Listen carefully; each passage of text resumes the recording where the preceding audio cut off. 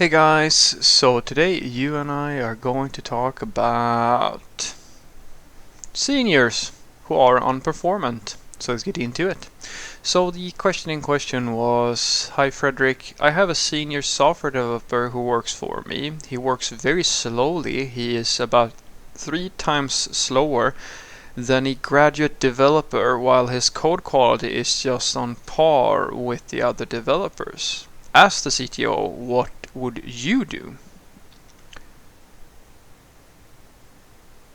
Um, well, I would look into how that is, because if he is a senior and he is taking 3 times, you kind of have to figure out, you account for the time. That's the thing I would do. If he's three times slower, and you know for a fact that you need to map out his responsibilities. Where is the time going? If the time is going, because usually when this happens, and I've seen this many times, it's actually funny. This is the worst part about working with someone who knows coding, who and is your boss. They kind of know when you're slacking off and when you're doing a good job. Trust me, I've had this conversation more than once, where I've had people who I can track based on, because I know exactly what they're going to do. I know how complicated it is. I know what their skill level is. I know all these things. I have a profile. And sometimes, like over a few weeks, they're really, really productive, and then all of a sudden they're very unproductive for no apparent reason. And if that is the thing that is happening, if you can figure out that this person is supposed to, say for example, just to do the coding, and his or her time isn't going to meetings or something, there's no real accounting for where that time is going, then that tells you one thing. But there can also be situations which, unfortunately, I myself find myself there many times, where like a whole week is spent on meetings, basically, or preparing for other meetings, because I can't get away from that responsibility as in the role that I find myself in. So a story could take a lot longer than initially anticipated, just because of that. And that's the key thing.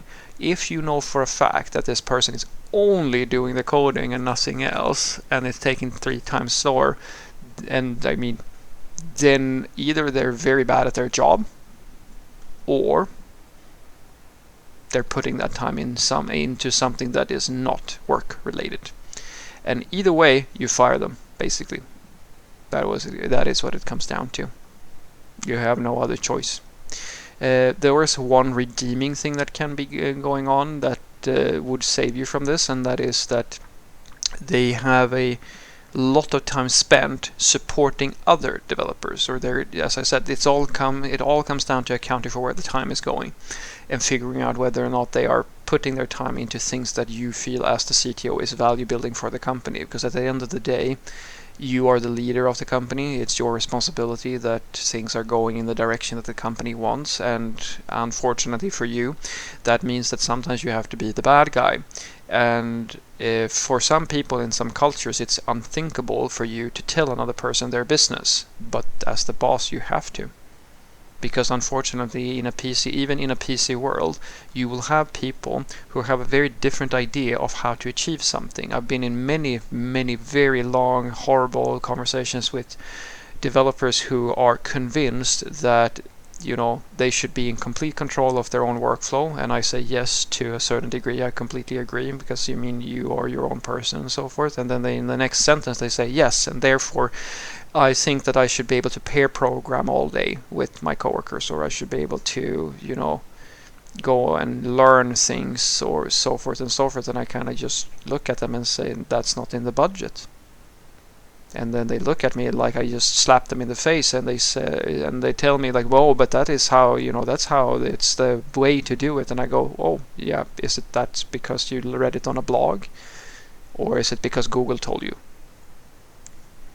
Who told you that that is the way it's going, how it works?" Because last I checked, it's actually possible to go about software development without certain things and so forth. And then you kind of try, you try to be nice about it, but that some people are so gosh darn religiously convinced that they are going to do things in a certain way that you have no choice but to crush them, basically, and tell them that either you get in line or you find yourself another job. it's really is what it comes down to, because you always try to be nice to the greatest extent possible, but sometimes that is the only way. And so that is what I would give you as advice. If you find that this person is just unproductive, fire them. If you find that they are putting their time into something that is not work related, talk to them and explain to them that you are watching. That usually solves the entire problem immediately, like that. Because if they feel watched, they usually are very careful with that. And the problem here is usually that you're going to have to sustain that over time. Like, I like to take the systematic approach. So what I do is that I create gateways and touch points basically within in the structures that I create in the company, where it's very organic that you are forced to interact with other coworkers on a daily basis. Which means that if that is what's happening, I can very easily check if you have checked in with all your coworkers, or like I'll just ask anybody like, how are things going, and then I can ask very loosely, oh, okay, how often do you talk to this person and this person, and then like you will get a holistic picture as the manager. If there's someone who's almost never talking to anybody, or almost always by themselves and quiet, and if that certain person seems to be the one who is unproductive, you know exactly why.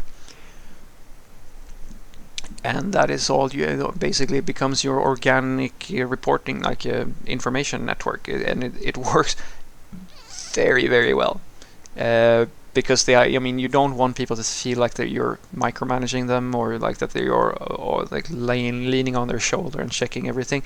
But you need to make sure, but at the same time, you cannot be everybody's friend as the CTO, because you unfortunately have certain goals, and the reality is that not everybody is going to be a good fit for your specific work environment. And if you feel that the way that you are doing work within your company is working, and that overall things are going well, it's much easier to replace one individual than to like rehaul the entire company. So what I want you to take away from this is that as the CTO, and if I had a so-called senior software developer that is at a graduate level, basically, I would very much first and foremost ask myself, how the hell did that person get into the company, and what does my recruitment strategy look like? When I have done that and figured out basically where the time is going, because that's the main thing, because being slow doesn't mean that you're being bad. If you can say that this code is bad or the code quality is bad, then as I said, where's the time going? Is that person doing a lot of stuff that is they're not supposed to be doing, or are they helping their coworkers? Maybe they're in meetings all day because other people are pulling them away from whatever, and so forth and so forth. You need to inform yourself, get an understanding of how things are going, and then of course try to talk to the person in the nicest way possible. And when you have that holistic picture, you will get a good estimate of what's going on with this person. And I always try to talk first and just explain that